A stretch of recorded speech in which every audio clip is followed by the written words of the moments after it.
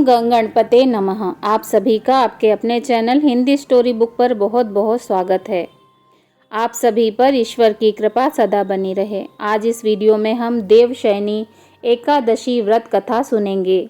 ब्रह्म वैवर्त पुराण में देवशयनी एकादशी के विशेष महात्म्य का वर्णन किया गया है। इस व्रत से प्राणी की समस्त मनोकामनाएं पूर्ण होती हैं।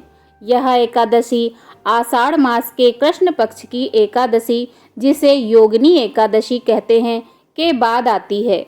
आषाढ़ मास के शुक्ल पक्ष की एकादशी को ही देवशयनी एकादशी कहा जाता है।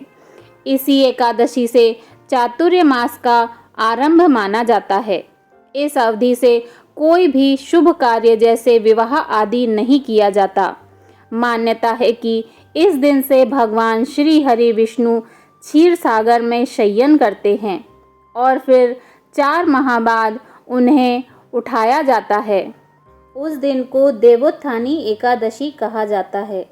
इस बीच के अंतराल को ही चतुर्मास कहा गया है। देवशयनी एकादशी को महा एकादशी, थोली एकादशी, हरिदेव शयनी, पद्मनाभा शयनी तथा प्रबोधनी एकादशी भी कहा जाता है। देवशयनी एकादशी व्रत कथा।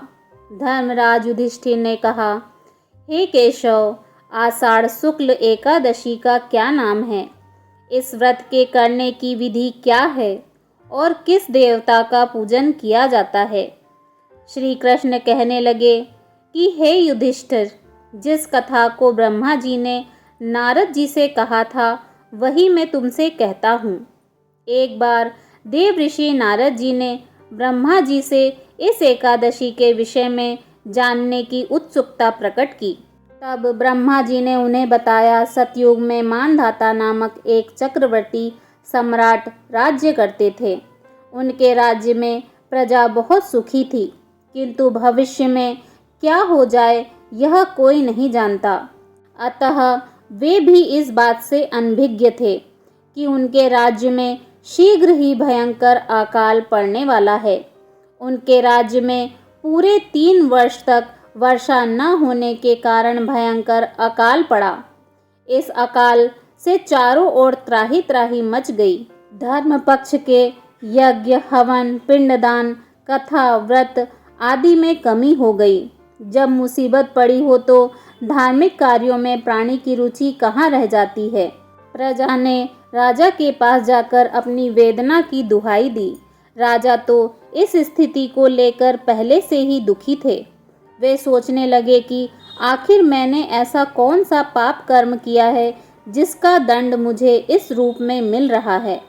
फिर इस कष्ट से मुक्ति पाने का कोई साधन करने के उद्देश्य से राजा सेना को लेकर जंगल की ओर चल दिए। वहाँ विचरण करते करते एक दिन वे ब्रह्मा जी के पुत्र अंगिरा ऋषि के आश्रम में पहुँचे और उन्हें साष्टांग प्रणाम किया।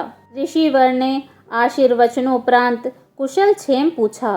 फिर जंगल में विचरने व अपने आश्रम में आने का प्रयोजन जानना चाहा। तब राजा ने हाथ जोड़कर कहा, महात्मन, सभी प्रकार से धर्म का पालन करता हुआ भी मैं अपने राज्य में दुर्भिक्ष का दृश्य देख रहा हूँ। आखिर किस कारण ऐसा हो रहा है? कृपया इसका समाधान करें। यह सुनकर महर्षि अंगिरा ने कहा, हे राजन, सब युगों से उत्तम यह सतयुग है। इसमें छोटे से पाप का भी बड़ा भयंकर दंड मिलता है। इसमें धर्म अपने चारों चरणों में व्याप्त रहता है। ब्राह्मण के अतिरिक्त किसी अन्य जाति को तप करने का अधिकार नहीं है, जबकि आपके राज्य में एक शूद्र तपस्या कर रहा है। यही कारण है कि आपके राज्य में वर्षा नहीं हो रही है। जब तक वह काल को प्राप्त नहीं होगा तब तक यह दुर्भिक्ष शांत नहीं होगा। दुर्भिक्ष की शांति उसे मारने से ही संभव है। किंतु राजा का हृदय एक निरपराध शूद्र तपस्वी का समन करने को तैयार नहीं हुआ। उन्होंने कहा, हे देव, मैं उस निरपराध को मार दूं, यह बात मेरा मन स्वीकार नहीं कर रहा है। कृपया करके आप कोई और उपाय बताएं। महर्षि अंगिरा ने बताया, आषाढ़ माह के शुक्ल पक्ष की एकादशी का व्रत करें। इस व्रत के प्रभाव से अवश्य ही वर्षा होगी। राजा अपने राज्य की राजधानी लौट आए और चारों वर्णों सहित पद्मा एकादशी का विधि पूर्वक व्रत किया। व्रत के प्रभाव से उनके राज्य में मूसलाधार वर्षा हुई और पूरा राज्य धन धान्य से परिपूर्ण हो गया। ब्रह्मवैवर्त पुराण में देवशयनी एकादशी के विशेष महात्म्य का वर्णन किया गया है। इस व्रत से प्राणी की समस्त मनोकामनाएं पूर्ण होती हैं। बोलिए भगवान श्री हरि विष्णु की जय। ओम नमो भगवते वासुदेवाय नमः।